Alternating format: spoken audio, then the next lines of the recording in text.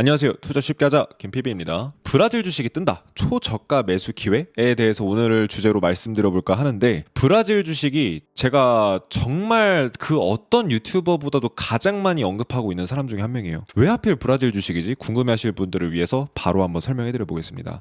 일단 제가 과거에 블로그 옛날에 운영했었던 적이 있는데, 잠깐 그때 전 세계 주식 시장을 버핏 지수로 한번 환산을 해서 이제 분석을 해본 적이 있어요. 증시 시총이랑 GDP, 즉 어떤 한 국가의 증시의 규모랑 어떤 한 국가의 경제의 규모를, 예를 들어서 한국의 증시 규모랑 경제 규모, 이거 두 가지를 놓고 비교해 보면은 경제 규모 대비해서 증시가 고평가됐는지 저평가됐는지를 우리가 추측해 볼 수가 있거든요. 이거를 전문용어로 버핏 지수라고 합니다. 워렌 버핏이 좋아한다라고 해서 버핏 지수라는 별명이 붙은 건데, 전 세계 주식시장의 버핏 지수를 다 환산을 해봤거든요. 주요 증시들 싹 분석해 보니까 가장 높은 곳이 사우디였는데, 재밌는 건 가장 저평가된 곳이 브라질이었어요. 독일이랑 브라질이 가장 저렴합니다. 한국은 약간 고평가됐다, 이 정도 수준이었어요. 근데 이제 2022년 GDP로 계산한 건데, 브라질이 이제 전 세계 주식시장에서 유달리 눈에 띈다 싶을 정도로 굉장히 저평가되어 있습니다. 그래서 야, 이거 잘하면은 브라질에 정말 가치가 있는데 저렴하게, 터무니없이 저렴한 가격에 거래가 되는 주식들이 있을 수도 있겠구나, 이런 생각을 했고요. 결론적으로는 정말 많이 찾았습니다. 진짜 한 5개 정도는 진짜 한 10배가 아니라 뭐 30배, 50배도 갈 수 있을 만한 그런 저력이 있는 종목들을 발견을 했는데, 이건 어디까지나 제 생각이기 때문에 오늘 이제 종목들이랑 브라질의 경제 상황 이런 것들 총정리해드렸거든요. 여러분들이 보시고서 스스로 판단하실 수 있게 오늘 딱 내용들 다 정리해놨습니다. 그럼 자, 브라질이 주식이 왜 이렇게 저평가되어 있냐, 이 이유가 다 있을 거 아니에요. 주식시장은 사실 굉장히 냉정한 곳입니다. 그렇기 때문에 나름대로만의 다 이유가 있으니까 저평가되고 있을 거예요. 그렇죠? 자, 브라질 같은 경우는 한때 굉장히 유망주였던 국가였습니다. 그래서 2016년 때만 해도 브라질이 전 세계에서 브릭스라는 단어가 이제 언급되기 시작할 때쯤 전후인데, 브라질이 이제 전 세계에서 전 세계를 주름잡는 경제의 허브가 될 정도의 국가로 이제 부상할 수 있다, 이런 이제 기대감이 굉장히 높았었던 국가였어요. 하지만 그러나 현재는 어떻습니까? 아무도 투자처로 주목하지 않고 아무도 투자를 원하지 않는 그런 국가가 됐어요. 그럼 왜 그럴까요? 당시에 이제 브라질이 한 이제 10년 전쯤만 해도 기대 수명, 의료나 교육의 접근성, 투자자들의 신뢰도, 평균 소득, 뭐 영향력, 투자 통화 가치 모두 상승세를 보이면서 진짜 지금의 인도처럼 누구라도 투자에 관심을 가졌었던 국가인데, 지금은 안 그렇다라는 거예요. 그럼 어쩌다 소외됐을까? 이걸 우리가 알아봐야지 투자 가치가 있는지 없는지 뭐 이것도 이제 우리가 판단할 수 있겠죠. 자세히 보시면 2000년대 초반 같은 경우에 이제 브라질 같은 경우에는 경제 호황을 누렸다. 2008년 글로벌 금융위기 터졌을 때만 해도 브라질도 똑같이 위기에 직면했었는데, 브라질은 원자재 수출에 의존해서 이제 타격을 금방 회복할 수 있었다. 타격에서. 그러니까 이때까지는 괜찮았다는 거예요. 그러면서 이제 계속 이제 뭐 겹겹이 호재가 계속 쌓여서 2006년 같은 경우에 이제 아마존 열대우림의 일부를 자원 채취를 위해 개간을 했는데 어떻게 됐다? 철광석, 보크사이트, 망간, 금, 다양한 원자재들이 무더기로 나온 거예요. 그러니까 논한 거죠, 완전 브라질은. 야, 이렇게나 많은 우리 집 앞마당에 보물 창고가 있었어? 이렇게 돼버린 거죠. 그래서 브라질은 완전 세계적인 경제 강국으로 도약할 수가 있었는데, 정치적인 불안정 그리고 부패 스캔들 이런 것 때문에 이제 브라질의 사람들이 이제 혀를 내두르게 되고 이제 투자로서 관심을 끄게 됩니다. 그래서 정책이라는 게 사실은 국가의 성장을 주도할 만큼 굉장히 중요하다는 걸 우리가 여기서 알 수가 있어요. 그러니까 정치판이 중요한 거죠. 자, 그럼 도대체 브라질에서 무슨 사건이 있었길래 이렇게 유망주였던 국가가 몰락했을까? 브라질 같은 경우에는 26개의 주와 1개의 연방구, 약간 미국처럼 이렇게 지방정부 같은 느낌으로 이렇게 운영이 되고 있는데, 이런 구조가 이제 어떤 특정 이제 세력이 이기적인 마음을 먹을 경우에는 이 이제 구조가 붕괴되는 이런 이제 자치 구조를 갖고 있대요. 근데 2014년에 어떤 한 검사가 어떤 지역 세차장의 어떤 소규모 자금 세탁 조사를 했는데, 여기서 게이트가 열려서 줄줄이 사탕으로 현직 대통령뿐만 아니라 전직 대통령까지 전부 이제 뭐 감옥에 가거나 처벌을 받는 이런 일이 생겨버리게 됩니다. 그래서 페트로브라스라고 지금 이제 브라질의 시총 1위 기업이 있습니다. 반민 반관 기업이어서 지분을 정부랑 이제 개인들이 이제 나눠서 갖고 있는 이런 이제 구조의 어떤 기업인데, 지금 시가총액 1위거든요, 브라질에서. 근데 여기서 그냥 쬐끄만 어떤 세차장 하나 털려고 한 건데, 이제 브라질의 1위 기업인 페트로브라스의 임원까지 잡혀가게 돼요. 그러면서 부패 네트워크가 어마어마하게 드러나는 겁니다. 이거 쉽게 말하면 이제 최순실 게이트랑 비슷하다고 보시면 돼요. 근데 이 세베로 아저씨가 세베로가 생각한 것보다 3배로 더 해먹었다. 그래서 지금 문제가 됐다. 이런 얘기를 좀 이제 해드려보고 있습니다. 아, 저 말 괜히 읽을 수도 없고 안 읽을 수도 없고. 근데 이제 그 당시에 브라질에 젊은 검사가 있었어요. 세르지오 모루라는 사람이 있었는데 이 이제 작전명을 세차 작전이라고 했다고 합니다. 세차장을 털기 때문에 세차 작전이라고도 하기도 했지만 이제 비리, 부패 이런 것들 싹 다 세차해버린다 이런 의미로 세차작전이라는 이름을 붙였다고 해요. 그래서 현금이 많이 오가는 세차장이라는 사업의 특성을 이용해서 불법 자금 세탁을 시작합니다. 페트로브라스 이제 국가에서 지분을 잡고 뒤흔들고 있는 이제 개인들의 지분도 어느 정도 들어가 있지만 기본적으로 국영기업의 성격을 갖고 있는 페트로브라스 그리고 건설사 이런 사람들의 자금 세탁에 이 세차장을 이용하게 되고 이 세차장을 우연히 털게 됐는데 너무나 많은 것들이 막 쏟아져 나오니까 어떻게 돼요? 이 검사 한 명이 권력에 굴하지 않고 수십 명의 국회의원, 시장, 페트로브라스 임원들까지 전부 다 줄기소시켜버립니다. 뇌물 혐의로. 그러면서 전현직 대통령인 룰라와 호세프까지 척결을 해버려요. 그러면서 그냥 브라질이 충격에 빠지게 됩니다. 이후에 이제 이 세르지오 모루가 그냥 권력에 굴하지 않고 미친 듯이 털다 보니까 결국 어떻게 해요? 계속 승진할 거 아니에요. 국민들을 힘에 업고. 그래서 이후에 법무부 장관에다가 플러스 차기 대통령 후보까지 갔었어요. 지금의 윤석열이랑 약간 비슷하죠. 근데 결국에 본인도 사법 권력을 남용해가지고 룰라 대통령이 징역까지 갈 게 아니었는데도 너무 과도하게 조사를 했다. 혐의를 너무 뒤집어 씌웠다. 이런 의혹이 불거지면서 사법 쿠데타다. 이런 비판을 받고 결국은 이제 어마어마한 비판을 받고 사라지게 됩니다. 이런 사건들이 브라질에서 있었다 보니까 대외적인 신뢰도가 굉장히 떨어지게 된 거예요. 그래서 이제 브라질 국가의 특성을 보게 되면 브라질은 방대한 자원을 보유하고 있다. 실제로 철광석, 뭐 니켈 이런 다양한 원자재들을 갖고 있지만 뭐 석유, 천연가스 다 갖고 있어요. 근데 지리적 요인으로 인해서 효율적으로 운반하기가 어려운 상태다. 그래서 원자재가 많긴 많은데 이거를 다른 국가에다 팔려고 옮기려고 하면은 운송 비용이 너무 많이 든다. 이런 얘기를 해요. 그러면서 이제 많은 산업들이 붕괴되고 자금들이 해외로 빠져나가면서 뭔가 브라질의 경쟁력이 약해졌고 브라질에 이제 디아스포라라는 어떤 그런 문제점이 있는데 이게 뭐냐면은 브라질에서 인재들이 커가지고 자꾸 해외로 나가버리는 거예요. 미국이나 이런 데로 돈 벌려 나가는 겁니다. 특히 중국 쪽으로 많이 나갔다고 해요. 왜냐? 브라질에서 이 썩어빠진 브라질에서 일을 하느니 난 차라리 해외에서 좋은 대우 받으면서 일하겠다. 이렇게 된 거죠. 그래가지고 지금 자세히 한번 이 내용을 보게 되면 브라질에서 중국으로 이주하는 이민자 수가 321% 급증했을 정도다. 이런 얘기를 합니다. 그러면서 뭐 미국, 뭐 중국 뭐 이런 쪽에서 취업이나 유학, 비즈니스 비자 이런 것들 다양하게 발급해주고 우대해주다 보니까 브라질의 인재들이 다 빠져나가는 거예요. 그러니까 브라질은 성장하기가 정말 쉽지가 않은 이런 이제 환경에 처해진 거죠. 게다가 정부의 지출은 증가하는데 이제 수입은 그만큼 증가하지 못하는 거예요. 내가 이제 이번 연도에 월급이 90만 원 늘었어요. 아, 월급 정말 많이 늘었네. 근데 우리 가정에서 쓰는 돈이 140만 원 나가요. 그럼 이건 좋아졌다라고 할 수가 없겠죠. 뭐 그런 상황이라는 거예요, 브라질이. 게다가 이제 그러니까 역성장에다가 물가도 상승하고 있고 통화 가치, 해외화 가치는 떨어지고 있고 이러다 보니까 혼합적인 투자 매력도가 떨어질 수밖에 없는 어떤 다양한 요건들이 지금 반복이 되고 있다. 자, 여기까지 들어보신 분들은 야, 그럼 이제 브라질 투자 절대 하면 안 되겠네. 뭐 이렇게 이제 생각을 하실 수가 있을 거예요. 그렇다면 브라질 투자의 기회는 더 이상 없는 것인가? 사실 그렇다라고 한다면 제가 이 영상을 만들지 않았겠죠. 네, 좋습니다. 계속 말씀드려 보면 일단 브라질이라는 국가가 굉장히 큰 성장을 하고 브라질의 투자의 가치에 주목을 하려면 어떤 일이 일어나야 되냐면 원자재라는 게 트렌드가 돼야 돼요. 근데 앞으로 경제 상황은 이제 제가 미루어 봤을 때 원자재 쪽의 트렌드가 과거보다는 더 좋아질 가능성이 높다라는 생각이 듭니다. 이게 무슨 얘기냐? 자, 블룸버그 자료를 보게 되면 1900년대부터 현재까지 120년 동안의 데이터가 있습니다.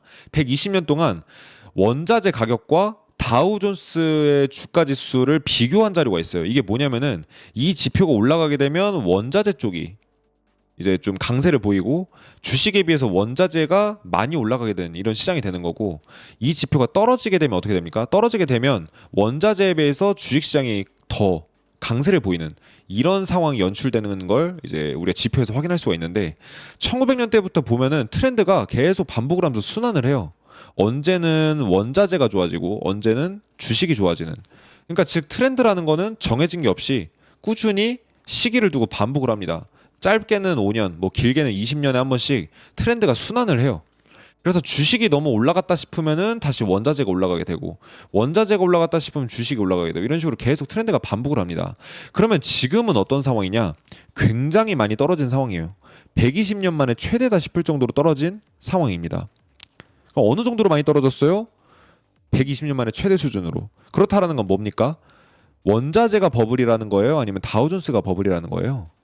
떨어졌으니까 주식 시장이 버블이라는 겁니다. 원자재 시장 대비해서. 자, 근데 재밌는 사실 하나 알려드릴까요? 지금 주식 시장이 원자재 대비 강세를 보이면서 이 지표가 떨어졌지 않습니까? 지금 여기 이제 완전 바닥 수준에 위치해 있는데 재밌는 사실은 이 지표가 이 빨간 선을 건드리고 떨어질 때 있죠. 이때를 보게 되면은 2000년 닷컴 버블, 1970년에 니프티 50 버블이라고 해서 이제 상위 50개 대형주들만 미친 듯이 상승했던 지금과 같은 시장이 있었습니다. 그리고 대공황. 공통점이 뭔가요? 다 주식 시장이 어마어마하게 버블이었을 때, 객관적인 지표로 봤을 때도 버블이었었던 때에 이 지표가 극단적인 수준으로 떨어지게 되더라고요. 재밌죠? 그러니까 주식 시장에 돈이 극단적으로 많이 몰리게 되면은 그 이후에 원자재 쪽으로 트렌드가 넘어가게 된다라는 걸 우리가 알 수가 있습니다. 그건 네 생각일 수도 있지 않아? 이렇게 생각하실 수도 있는데 가능성 측면에서는 주식 시장으로 돈이 많이 몰렸기 때문에 주식이랑 원자재랑 이렇게 놓고서 계속 역사적으로 계속 반복을 한다는 거예요. 자금이 이쪽으로 갔다가 이쪽으로 갔다가 이쪽으로 갔다가 이렇게 반복을 하는데 지금은 이쪽으로 주식 쪽으로 어마어마하게 많이 넘어갔다. 그러면 확률적으로 놓고 봤을 때는 주식 쪽에 정말 이제 극단적으로 120년 만에 진짜 가장 최고다 싶을 정도로 돈이 많이 몰렸기 때문에 어떻다. 그 다음에 원자재 쪽으로 자연스럽게 트렌드가 옮겨갈 가능성이 높아지게 되는 거죠. 심지어 하물며 주식 시장의 버블은 이걸 이 지표대로 토대로 분석해 봤을 때는 원자재 대비해서만 봤을 때는 주식 시장의 버블이 주식시장에 내지는 뭔가 돈에 쏠리는 어떤 그런 정도의 수준이 대공황 때보다도 더 심각하다라는 것을 우리가 알 수가 있겠죠. 원자재 대비해서는 그렇습니다. 근데 지금처럼 이렇게 원자재가 저평가되어 있었던 때가 잠깐만 보면 가까운 때에 두 군데나 있었어요. 두 번이나 있었어요. 1970년이랑 2000년대. 이 이후로 금이랑 은이 얼마가 올라가냐면 1970년 이때 당시에는 금이 26배가 올라가고 은은 3,500%가 올라가게 됩니다. 어마어마하죠. 금 투자해서 돈 벌었다는 사람 봤나요? 이제는 그런 사람이 나올 수도 있다라는 거죠. 어디까지나 이거는 하나의 어떤 의견입니다. 그리고 2000년 닷컴 버블 당시 이후에 금이랑 은이 저평가됐을 때 어때요? 원자재들이 저평가됐을 때 금은 6배가 오르고 은은 11배가 올라요. 그러니까 로버트 기요사키가 되게 욕을 많이 먹잖아요, 요즘에. 뭐 금 올라간다, 비트코인 올라간다 계속 얘기하는데 도대체 언제 가는데? 막 이렇게 얘기를 하는데 로버트 기요사키가 일리 있는 말을 어쨌든 보면 어떻게 보면 한 거죠. 비트코인은 모르겠지만 금이랑 은이 상당히 저평가돼 있다. 실제로 저평가돼 있어요. 그래서 이 트렌드라는 거는 우리가 지금 당장 눈앞에 있는 이제 내용들만 보게 되면은 지금은 주식시장이 너무 뜨거우니까 주식만 투자하고 싶어 이렇게 생각하실 수도 있고 실제로 단기로 투자한다면 주식만 한 게 없지만 장기적으로 봤을 때는 원자재 쪽 트렌드도 분명히 충분히 나올 수 있는 이런 여건이 되고 있다라는 거예요. 자, 그리고 지금 어떤 일이 벌어지고 있냐면 원자재 트렌드가 더 약해질 수밖에 없는 이유가 있습니다. 크리스케 캐피탈이라는 이제 곳에서 자료를 만든 게 있는데 여기가 이제 원자재 전문 투자 기관이에요. 블룸버그나 이런 쪽에 소스 갖고 온 건데 반도체 쪽이나 2차 전지 쪽, 그러니까 지금 미국 쪽을 기준으로 봤을 때 원자재 쪽에 설비 투자하는 비중은 2010년대 이후로 계속 낮아지고 있습니다. 원자재 설비 투자를 안 해요, 원자재 기업들이. 근데 제조업 쪽의 설비 투자는 급증하고 있죠. 특히 2021년대, 2022년대 이후로 갑자기 급증하게 됩니다. 왜 그러냐? 반도체랑 2차 전지 쪽, 뭐 데이터 센터 이런 다양한 이제 제조업들이 이제 활성화되면서 제조업의 설비 투자는 급증하고 있는데 원자재 기업들의 설비 투자는 굉장히 침체되고 있는 수준이에요. 오히려 더 떨어지고 있어요. 왜 그러냐? 아니 우리 지금 이제 전 세계 지구온난화라느니 뭐라느니 하면서 친환경을 되게 계속 강조했잖아요. 그래서 테슬라가 굉장히 많이 클 수 있었던 이유는 전 세계적으로 정부들이 친환경 정책을 밀고 있었기 때문입니다. 원자재 기업들, 뭐 석유를 만드는 기업이나 천연가스 뭐 이런 이제 원자재를 만드는 기업들은 어때요? 친환경 기업이 아니죠. 그러니까 원자재 기업들은 상대적으로 배척받았습니다. 플러스 알파로 지금 이제 원자재 트렌드 아까 확인하셨지만 원자재 가격이 정말 주식시장 가격 오르는 거에 비해서 정말 못 올랐어요. 원자재가 지금 금이고 뭐고 정말 많이 올랐잖아요. 정말 많이 오른 것처럼 보이지만 주식시장이랑 부동산 시장이랑 다른 시장들이 지금까지 올라갔던 거에 비해서는 상대적으로 굉장히 적게 올라갔다라고 이제 지표에서는 해석이 됩니다. 금융 데이터를 기준으로. 그러다 보니까 어떻습니까? 금이고 은이고 뭐고 다 정말 사상 최고치 찍으면서 많이 간 것 같지만 주식, 부동산, 코인 이런 거에 비해서 너무 못 미친다는 거예요. 그러다 보니까 원자재 기업들이 생산해서 만들어내가지고 이익을 남겨야 되는데 많은 이익이 안 남기다 보니까 굳이 설비 투자를 안 하게 되는, 이러면서 생산량도 자동으로 줄어들게 되고 수요에 대비해서 생산량이 적으니까 재고도 점점 떨어지고 있었던 이런 상황이 돼버렸습니다. 지금 원자재 재고는 상당히 많이 줄어든 상황이에요. 전 세계적으로.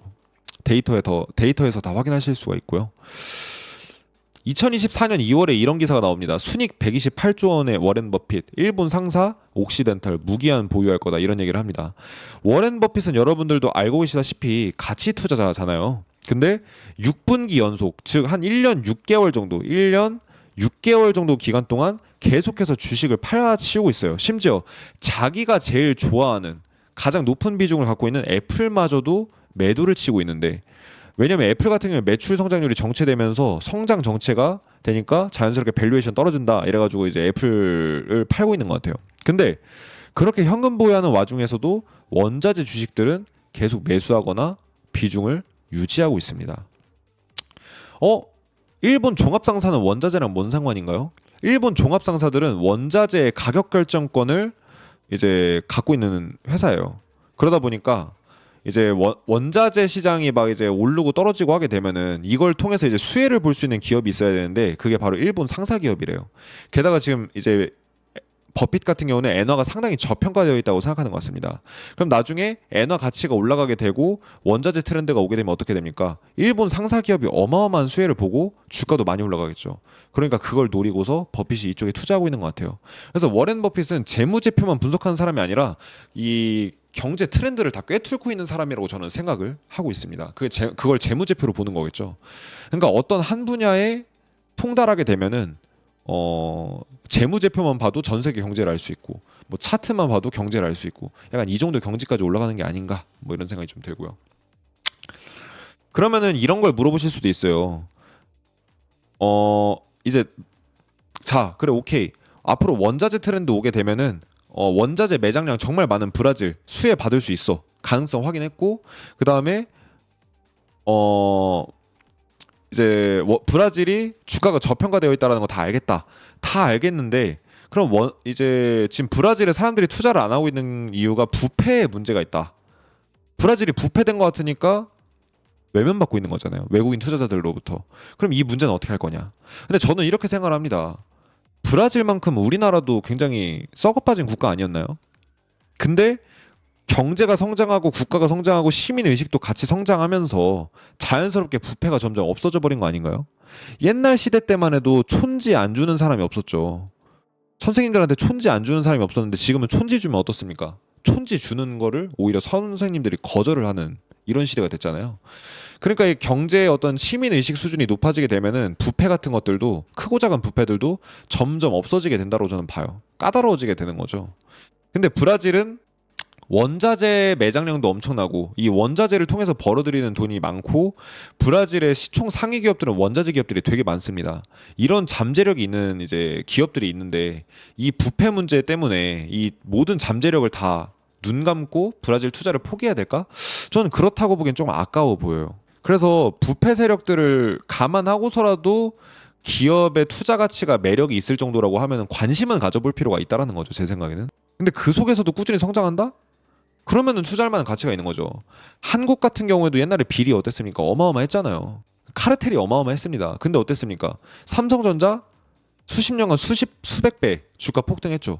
그리고 지금 현재 대기업이 돼가지고 한국을 호령하는 기업들 다 주가가 굉장히 많이 올랐잖아요. 수십 배가. 비리가 있건 어떤 게 있건 성장할 준비가 돼 있는 어떤 기업들은 다 성장하고, 그렇게 되면 국가도 자연스럽게 성장하면서 이런 비리들이 어느 정도 해결될 거다. 저는 이렇게 보는 거죠. 뭐 국가가 완전 무너질 정도의 비리는 없고 그 정도까지는 아니잖아요. 지금 브라질이. 그러다 보니까 좀 그래도 관심 가져보면 어떨까라는 생각이 들고, 국가 리스크 속에서 성장하는 개별 기업이 있다 이렇게 생각을 하고 개별 기업들에 한번 집중을 해보면 어떨까라는 생각이 들었는데, 브라질 원자재 기업들이 가장 큰 특징이 뭐냐면 성장 레버리지가 있다라는 거예요. 이게 무슨 얘기냐면은, 자, 똑같은 원자재 기업들이 있는데 미국에 있는 원자재 석유 회사가 이 정도 성장할 때 브라질에 있는 석유 회사는 이만큼 성장을 해요.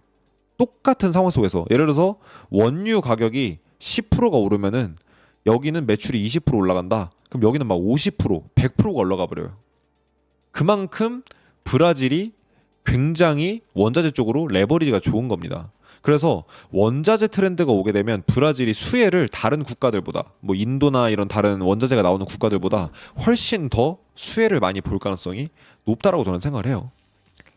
자, 그 예시를 한번 들어드리면, 어떤 한 기사를 보면 브라질이 세계 4위의 산유국이 되겠다, 즉 거의 중동 수준의 산유국이 될 거다 이런 얘기를 합니다. 근데 이게 허풍 떠는 게 아니라 진짜 그렇게 될 가능성이 높아지고 있어요. 페트로브라스, 지금 이제 브라질의 1위 기업이죠. 2030년 세계 3위 생산업체에 오를 듯. 페트로브라스는 뭐 하는 회사냐면 석유랑 천연가스 이제 생산하는 회사입니다. 근데 여기 작년 순이익 사상 최대, 올해도 생산량 10% 늘려 이러는데, 중동에서는 계속 감산을 하는 방면에 지금 이제 브라질 쪽은 생산량을 계속 높이고 있어요. 그러면서 캐파를 늘리고 있는 거죠. 근데 지금 이제 2022년을 기준으로 쉐브론이랑 페트로브라스를 보면은, 쉐브론은 지금 워렌 버핏이 투자하고 있는 미국의 석유 회사고요. 페트로브라스는 브라질 회사입니다. 근데 두 회사를 비교해 보게 되면은 재미있는 사실이 있는데, 두 회사를 비교해 보면 시가총액이 페트로브라스에 비해서 쉐브론이 3배가 더 높아요. 3배. 근데 순이익은 똑같습니다. 이게 뭘 의미해요? 기본적으로 기업의 최종 목적은 순이익을 창출하는 건데 두 개 다 순이익이 똑같아요. 근데 쉐브론이 미국 주식이라는 이유만으로 3배가 더 비쌉니다. 코로나 이후에 주가가 얼마나 올랐냐? 쉐브론이 264%가 올랐고요. 페트로브라스는 847%가 올랐어요. 그러면 그 기업의 성장 속도는 어떠냐? 쉐브론은 1년에 20%씩 성장하고 있습니다. 꽤나 빠르게 성장하고 있는 거예요, 쉐브론은. 근데 페트로브라스는 48% 성장하고 있습니다. 연평균. 이게 무슨 얘기예요? 이 기업은 10년만 지나면 회사가 수십 배 성장해 있다는 겁니다. 이 정도의 복리 성장률이라고 하면은. 게다가 PER로 쳤을 때 3.5포인트밖에 안 돼요. 이 기업의 이익이 47조 원이잖아요. 한 넉넉 잡아서 200조 원만 있으면 이 회사 아예 사버릴 수 있다는 거예요. 그렇게 되면은 3.5년 정도만 있으면은 원금 다 회수한대요. 기업 이익으로. 그 정도로 회사가 저렴해요. 쉐브론은 10포인트. 이거는 이제 2022년을 기준으로 한 거기 때문에 지금은 값이 좀 달라졌을 수 있어요. 그 다음에 이제 자기자본 이익률. 워렌 버핏이 가장 중요하게 보는 지표죠. 쉐브론은 15포인트. 꽤 괜찮은 편이에요. 하지만 페트로브라스는 36포인트입니다. 배당 수익률 페트로브라스 59%. 1억을 투자하면 배당 수익이 6천만 원이 나와요. 6천만 원. 말이 되나요? 쉐브론 3%. 나쁘지 않은 편이죠. 그래서 제가 봤을 때는, 대충 봤을 때 재무제표를 더 뜯어봐야겠지만 상대적으로 페트로브라스가 3배 정도 저평가되어 있고 절대적으로 봤을 때는 한 10배 정도 저평가되어 있는 뭐 이런 상황이 아닌가 이런 생각을 좀 했고요. 자, 지금 잘 듣고 계시는 분들 채팅창에 7번 한번 눌러주시면 지금부터 이제 페트로브라스뿐 아니라 브라질의 투자 가치가 높을 만한 이런 기업들 몇 가지 좀 소개해드려 보도록 하겠습니다. 반응이 뜨겁네요. 역시 투자자분들은 종목 얘기해야지 뜨겁습니다. 반응이. 전 청개구리이기 때문에 8번 치겠습니다. 네, 알겠습니다. 저도 김PB님 말 듣고 들어갔다 포기함.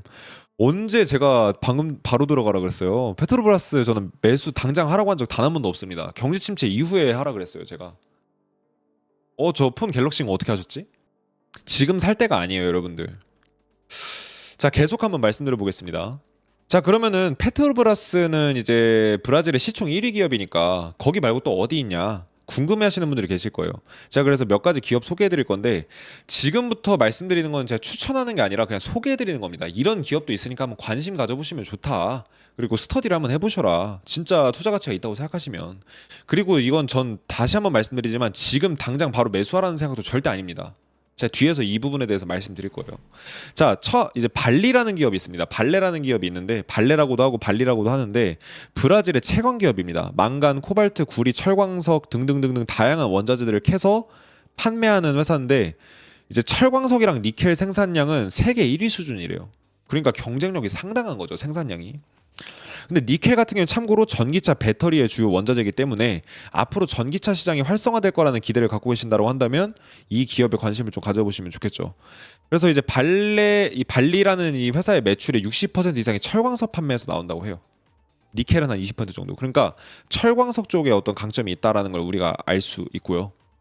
그래서 이제 이런 이제 기업도 있다. 매출도 고속 성장하고 있고. 근데 이런 위험 상황 같은 경우도 제가 좀 정리를 해놨으니까 한번 좀 참고를 해 보시고요. 리스크적인 부분도 같이 한번 판단해 보시면 좋을 것 같고. 아, 그러면은 만약에 브라질이 나중에 어떤 다양한 이유 때문에 주목을 받게 되면은 브라질 경제가 성장하고 기업들이 좋아지면 주가도 많이 오르고 주식시장도 많이 활성화될 텐데 그럼 브라질 주식시장 자체에 투자할 수 있는 방법은 없을까? 있습니다. 브라질 상파울루 소재의 증권거래소 및 금융인프라 제공업체 브라질의 증권거래소를 운영하는 기업이 있어요. B3라고 남미 최대 증권거래소이기도 한데 순이익률 40%에 ROE 20%대의 괴물 기업입니다. 그래서 이 기업은 이제 브라질 주식시장이 많이 상승하고 성장하게 되면은 자연스럽게 수혜를 보는 구조로 이루어져 있기 때문에 이 기업도 주목해 보시면 좋을 것 같고요. 나머지 내용은 천천히 한번 읽어보시면 좋을 거예요. 자, 그러면서 슬슬 이제 조금 더 강조하고 싶은 기업들이 많이 나오고 있는데 페트롤리오라는 기업이 있습니다.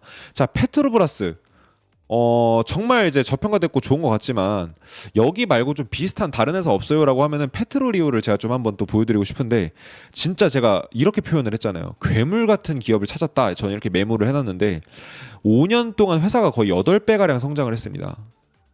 회사가 8배 성장했으면은 주가도 8배 성장할 수 있는 그런 잠재력이 있다는 것과 마찬가지로 번역을 할 수가 있거든요. 해석을 해볼 수가 있어요.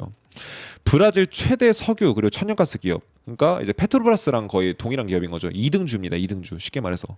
근데 더 재밌는 게 뭐냐면은 브라질에서 유일하게 노화된 유전을 복구하는 이제 기술을 갖고 있는 기업인데 페트로브라스가 이제 지금 브라질에서 시총 1위 기업이잖아요. 근데 여기서 유전을 인수 시도할 정도로 자금력도 상당히 꽤 괜찮은. 하지만 고속 성장세를 보이고 있음에도 PBR, PER이 주가 수익 비율이 8포인트 정도밖에 안 되는 정말 저렴하게 거래가 되고 있는. 그러니까 PER 단순 PER이 몇 포인트냐 가지고 주가를 평가하는 게 아니라 회사 성장률에 대비해서 PER이 어느 정도냐 이거를 우리가 또 봐야 되거든요. 이거를 이제 PEG라는 개념을 통해서 우리가 확인할 수 있는데 그런 이제 성장률 대비 가치 평가 측면에서 굉장히 저평가되어 있는 제가 분석할 당시에는 그랬어요. 지금 한번 찾아보셔야 되는데 회사가 워낙에 고속 성장하다 보니까 어때요? 코로나 이후로 주가가 무려 25배가량 폭등을 했습니다. 그럼 지금 이런 기업들이 주가가 왜 못 오르고 있나요? 유가가 안 오르고 있잖아요. 유가랑 천연가스 가격이 계속 떨어지고 있는데 오를 수가 없죠. 그래서 여기서 지금 제가 힌트를 하나 드리려고 하는데 유가랑 천연가스 가격 이런 원자재 가격들이 많이 올라가게 되면 어떻다. 이 기업들도 어마어마하게 폭등할 수가 있다. 이 힌트를 좀 드리고 싶어요.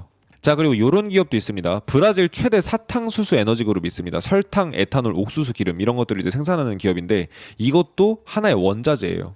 원자재는 결국 모든 제품을 만드는 재료예요. 그러니까 우리가 지금 앉아 있는 책상이라던가 뭐 마우스, 어떤 뭐 컴퓨터, 키보드 이런 것들이 다 원재료로 만들잖아요. 뭐 플라스틱이든 뭐 니켈이든 철이든 뭐 뭐든 이런 원재료들을 원자재라고 하는데 이 원자재 시장이 저평가돼 있고 앞으로 오를 거다. 그러면 여기서도 이제 어마어마한 상승세가 나올 수 있겠죠.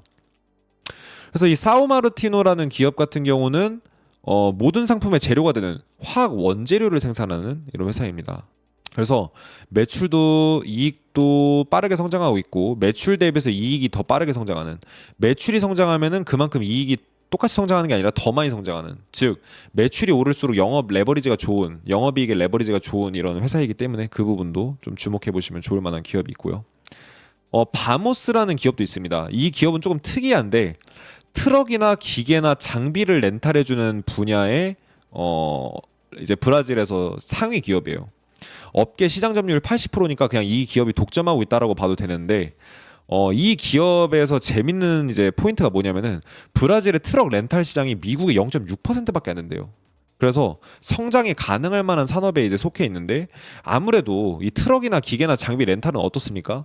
원자재 쪽이 성장을 하게 되면은 그 원자재를 바쁘게 실어 나를 트럭이 필요하고 그 원자재 설비를 지을 기계랑 장비들이 필요합니다. 이런 것들을 렌탈하는 기업이기 때문에 원자재 시장 성장하게 되면 바모스도 주목받을 수가 있겠죠. 그러면서 주가도 상당히 좀 저렴한 부근에 좀 위치해 있는 이런 상황이고요. 자, 마지막으로 원자재가 사실은 이렇게 뭐를 만드는 것만 있는 거 아니고 면, 옥수수, 콩, 대두, 목화, 옥수수 이런 것들도 원자재입니다. 원자재 시장이 폭등하게 되면은 물가가 많이 오르기 때문에 농산품 가격도 많이 올라가게 돼요. 트렌드가 오게 되면은. 근데 SLC 농업은 제가 봤을 때 제가 태어나서 모든 전 세계 주식시장을 웬만큼 다 분석했는데, 브라질부터 해가지고 브라질뿐만 아닙니다. 에콰도르, 인도네시아, 말레이시아 이런 이제 희귀한 국가들 있잖아요. 이런 국가들 주식까지 좀 재미로 제가 분석을 했었거든요, 옛날에. 근데 SLC 농업 같은 이런 농업회사는 처음 봐요.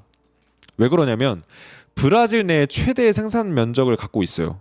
근데 브라질 같은 경우에는 농부들이 좀 첨단 기술을 많이 이용하고 있고 비료도 효율화를 이제 해가지고 생산성이 굉장히 뛰어나대요. 그래서 1년에 2번 수확이 가능하다라고 합니다. 근데 창업주 가문이 지금 지분을 대부분을 다 주고 있는데, 이 회장이 사실 좀 마인드가 괜찮아요. 좋은 수익을 창출하고 좋은 배당금을 지불하면 모두가 행복해진다. 우리는 부동산을 돈 버는 거 아니라 농업의 운영 효율성을 극대화하는 게 목표다. 마인드도 괜찮은데 실제로 보면은 CEO 인터뷰 같은 것들 한 자료들 보면은 CEO 마인드도 상당히 괜찮더라고요. 근데 제가 이 기업을 분석하다 느낀 게 뭐냐, 이 기업이 지금 토지를 어마어마하게 갖고 있잖아요. 근데 이 토지를 구매할 당시에 가격이 있을 거고 지금 이제 부동산 가격이 많이 올랐기 때문에 지금의 시가가 있을 거 아니에요. 근데 제가 봤을 때는 장부 평가상 구매한 가격대로 지금 장부에 기록되어 있을 가능성이 높아요, 재무제표상으로. 그러니까 부동산이 지금까지 많이 올랐기 때문에 시가로 그걸 다시 환산하게 되면은 재무제표상 가치가 어마어마해질 수도 있어서 이 부분도 한번 분석을 해봐야 됩니다. 국가가 그러니까 게다가 5년 동안 매출 성장률이 연평균 27%가 나오고 영업이익 성장률이 29%가 나와요. 어마어마하게 잘 성장하면서 안정적인 성장세를 보여주고 있습니다. 게다가 ROE도 괜찮고 배당도 많이 주고, 진짜 사업도 복잡하지 않고 너무 저평가되어 있고 재무제표도 깨끗해 보이고 고배당을 줍니다.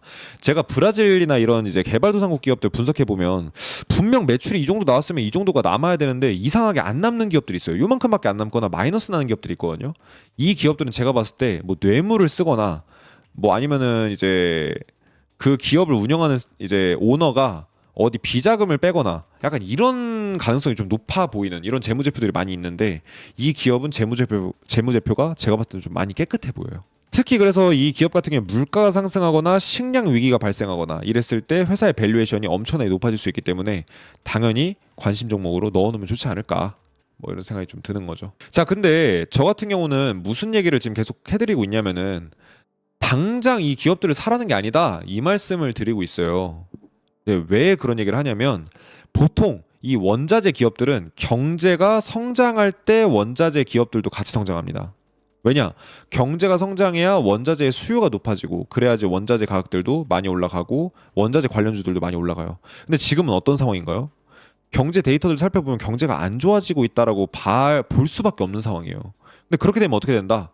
원자재 가격들이 하락 압력을 맞을 가능성이 높습니다. 그래서 종목을 사거나 말거나 언제 들어가거나 이런 건 여러분들이 판단하실 영역이지만, 제가 봤을 때는 경제가 지금 악화하고 있기 때문에 원자재 쪽도 좀 하방 압력을 받을 수가 있어서 지금 당장 구매하는 것도 좋지만 이 부분도 한번 좀 리스크적인 부분을 고려해 보시고, 저 같은 경우는 사실 만약에 산다라고 하면은 저는 그냥 뭐 이렇게 해라 이런 말씀을 드리는 게 아니라 저 같은 경우는 한 경제 침체가 좀 시작되고 나서 얼마 좀 지나서 경제 침체가 좀 안정됐다라는 느낌이 들 때 그때부터 좀 관심을 가져보지 않을까 싶어요.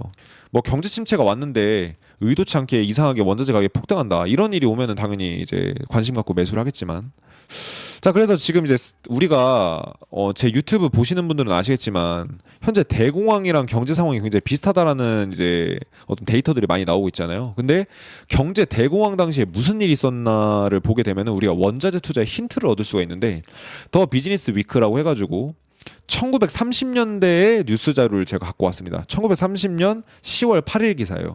세계 대공황 당시에 원자재 가격도 같이 떨어졌다 이런 기사들이 내용이 나오고 있는데, 왜 그랬냐면은 원자재 가격이 경제 침체 때문에 너무 떨어져가지고 생산하는데 비용보다 원자재 가격이 더 저렴하더라.